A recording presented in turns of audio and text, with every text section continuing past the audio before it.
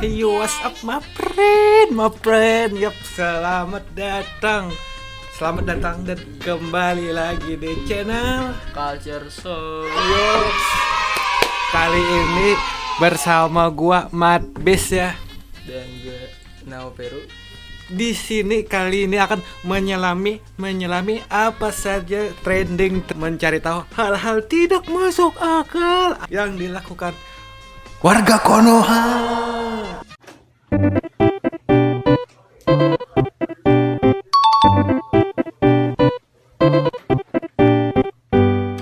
Sebelum masuk ke videonya, terlebih dahulu kalian pencet tombol subscribe ya guys ya, dan komen kalian mau konten apa lagi, apakah kalian mau konten main game atau segala macam, komen sebanyak-banyaknya. Hai. Oke. Dan setelah pencet subscribe dan like guys, kemudian kalian share sebanyak-banyaknya ke grup keluarga kalian, ke grup kelas kalian, dan ke grup manapun lah yang perlu di-share, gak apa-apa guys. Hina-hina aja kami, gak apa-apa dihina-hina. Tapi sebelum menghina dan menghujat, kalian klik tombol subscribe dulu guys, sama di like ya. Hore.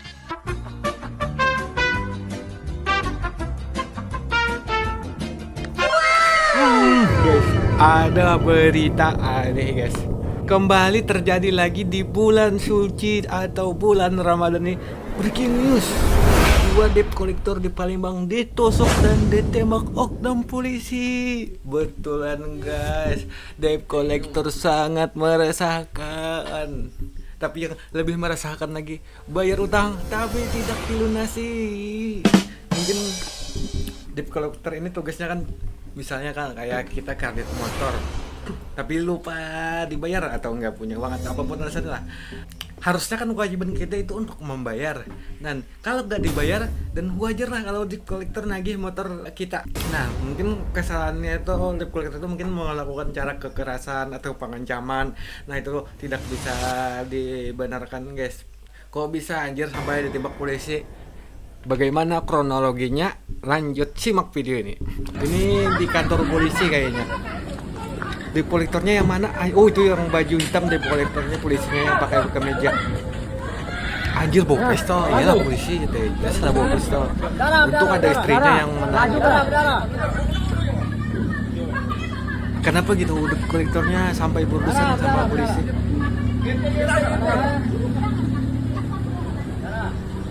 Ini di kantor polisi kah? Monitor, Kak Boni luko, monitor. Bantu tim. Batu darahnya mana-mana. Ini kayaknya di kompetitor Cepet tadi. lo.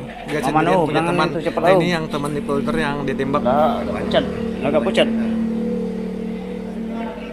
Darahnya kemana-mana anjir. Jadi polisi yang menembak tadi berpangkat Aibtu guys. Aibtu FE, inisial FE ya pelakunya. Jadi polisi tersebut menembak 2 orang debt collector di halaman parkir PSX Palembang. Jadi PSX Palembang itu adalah Palembang Square Extension atau mall. Aduh, mall apa mall guys? Komen di bawah yang betul dibacanya mall apa mall. Goblok. Kejadian tersebut terjadi pada hari Sabtu tanggal 23 bulan 3 tahun 2024 sekitar jam 14 siang. Jadi kejadian awalnya itu polisi berinisial FE tersebut yang dinas di Sabhara Polres Lok-Bolinggau tidak sengaja bertemu dengan korban pada hari tersebut guys. Jadi peristiwa tersebut terjadi saat kedua debt collector itu ingin mengambil mobil yang dikendarai Aibtu tersebut yang tak dibayar cicilannya selama 2 tahun. Goblok. Kenapa polisi, apa yang lo harap ketika nggak bayar cicilan 2 tahun? Lo harap ambil aja gitu mobilnya? Nggak anjing ya gajing. Ya. Ganjing ya diambil orang lah. Gue bayar 2 tahun, kok bisa gitu hidup tenang lah nyetir mobil tiap hari. Aku tenang karena aku seorang polisi gitu. Bisa gitu setenang itu. Dan walaupun diambil ya kan itu punya hak orang. Lu kan beli mobil gak lunas, berarti itu masih ada hak orang lain gitu, bukan sepenuhnya milik Anda. Kok bisa gitu? Polisi, polisi, walaupun Anda polisi tidak menjamin itu hak Anda. Goblok. kemudian kan debt collector tersebut tidak sengaja bertemu dengan mobil incerannya gitu kan. Pasti kan debt collector itu keliling-keliling kan cari mobil yang kreditannya nunggak guys. Keseharian kolektor kayak gitu guys kalau kalian nggak tahu. Nah kebetulan debt collector itu melihat mobil yang dikendarai polisi tersebut dan debt collector tersebut kan berusaha untuk memberhentikan, mencegah ya agar berhenti. Nah dan tidak sengaja, kata debt collector tersebut, tidak sengaja bersenggolan. Nah jadi kena tabrak lah ya istilahnya sedikit. Dan kemudian polisi tersebut tidak terima dan turun ke mobil langsung mengeluarkan pistol. Fuck. Jadi debt collector tersebut bernama Robert ya guys, yang baju kotak-kotak tadi. Tak hanya ditembak guys, ternyata polisi tersebut juga. Kemudian setelah menembak Robert guys, polisi tersebut mengejar Dedi dan menembakkan senjata shotgun mengenai tangan kan Didi. Didi pun terjatuh dan pada saat itu FI langsung menusukkan pisau ke arah dan mengenai leher belakang sebelah kiri, punggung belakang, bahu sebelah kiri, dan lengan sebelah kiri. Ini psikopat, pak. Kok bisa polisi, katanya polisi mengayomi masyarakat, kok bisa menembakkan masyarakat?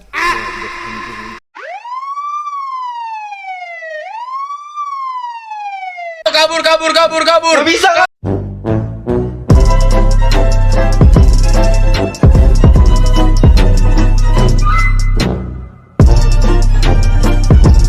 Jelas psikopat cuy. Udah ditusuk, udah ditembak, ditusuknya berapa kali juga anjir. Itu udah gak masuk akal kan. Tugas polisi itu seharusnya mengayomi masyarakat, ini malah menembak dan menusuk cuy. Sementara itu di suatu dimensi yang lain. Jadi jangan salahkan masyarakat kalau gak percaya lagi sama polisi.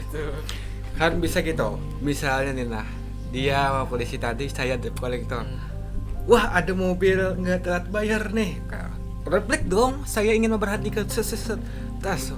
Wah gak sengaja karena mobil tadi. Saya keluar dong. Bang, anjing lu, kenapa gak bayar mobil? Dia pelanggar pasti kasar gitu kan. Gak mungkin, bang maaf mobil anda belum bayar. Gak mungkin dong, pasti kasar.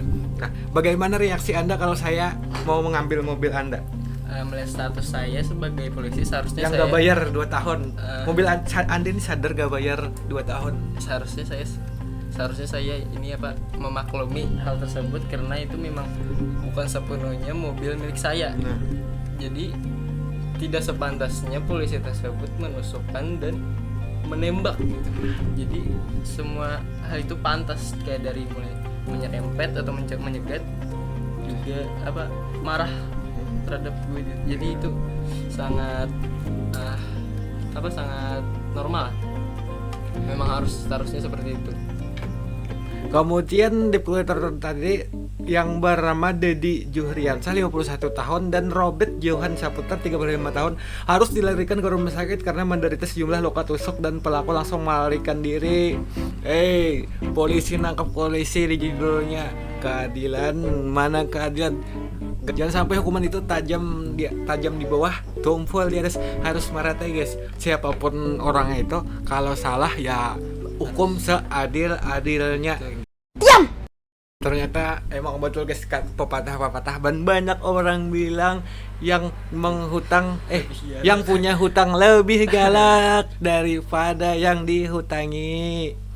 Kok bisa gitu kepikiran? Wah, saya punya hutang nih. Ada orang menagih kepada saya. Misalnya saya punya hutang terus lo nagih saya, kayak Pak. Lo punya hutang? Ada. Gue tagih. Aduh bang, gak ada duit anjing kontol.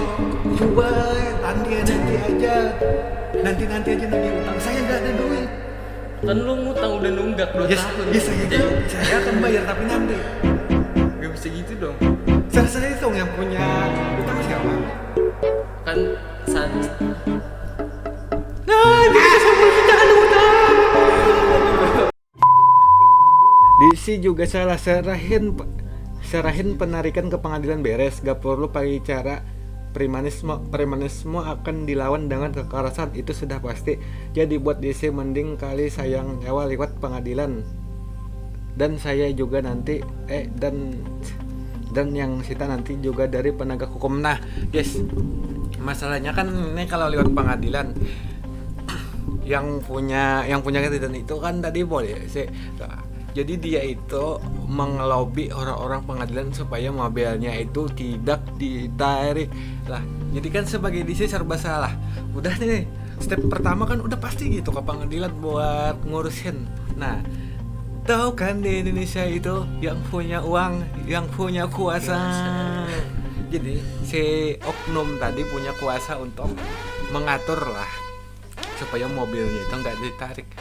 Jadi apalagi solusi cara lain Mr. Dracula dong, apa solusi lain selain langsung mendatangi yang punya mobil. Jangan misalnya kan lembut gak ada anjir.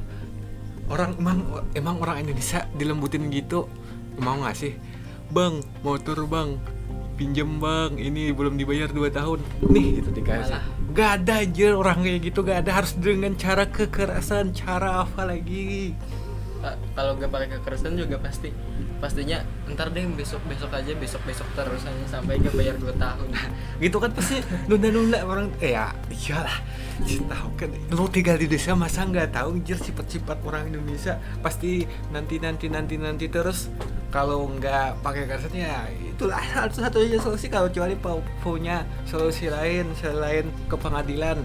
Padahal kan gini lah polisi, aduh caranya itu simpel banget, tanpa nembak, tanpa kekerasan, tanpa dikasarin orang, gampang bayar anjing, simpel banget. Kalau nggak ada duit, wah aku mau bayar duit, nggak ada duit. Aku mau bayar mobil, nggak ada duit. Ada solusi lain, ya kasih aja mobilnya, nggak perlu pakai kekerasan anjir. Masa 2 tahun nggak sadar, lu pakai mobil 2 tahun, masa nggak sadar itu mobil belum lunas atau sudah lunas? Mungkin banget lupa anjir. Gak mungkin banget anjir lupa. Harusnya kalau sadar mobil belum lunas ya dibayar anjing. Kalau nggak ada duit ya tinggal dikasih aja ke yang punya haknya. Apa susahnya tanpa kekerasan? Tapi lu penasaran gak sih polisi yang kayak gitu? Apa? Ya masa kesenggol dikit udah tahu dia salah malah nembak. Apa dia punya sel-sel psikopat anjir? Mungkin lah. Polisi itu kan biasanya mungkin mau kemungkinan biasanya kan polisi itu merasa tinggi gitu, masih di atas, merasa yang di bawah itu merasa punya kuasa lah. Tiba-tiba ada 2 orang marah-marahin polisi, dia sering memarah-marahin orang tapi nggak pernah dimarahin ya, dengan hati yang sombong. Oh saya polisi nih, kok gitu, kok saya yang dimarah-marahin, harusnya saya yang marahin. Nah kan nggak terima gitu, kebiasaan di atas terus dipukul gitu aja. Mungkin ya Gir, jangan dikirim video ini ke polisi aja. Maaf. Itu kemungkinan. Tapi guys, sama polisi kok kayak gitu. Maaf. Hanya beberapa.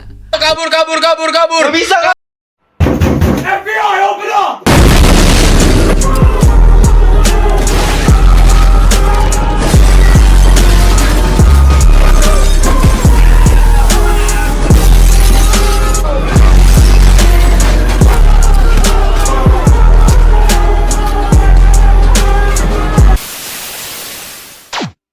Setelah Kapolresnya mengetahui anak buahnya melakukan kekerasan tersebut, Kapolres Loko Bungau, saya minta maaf. No, apa gunanya minta maaf? Dor, Anda saya tembak.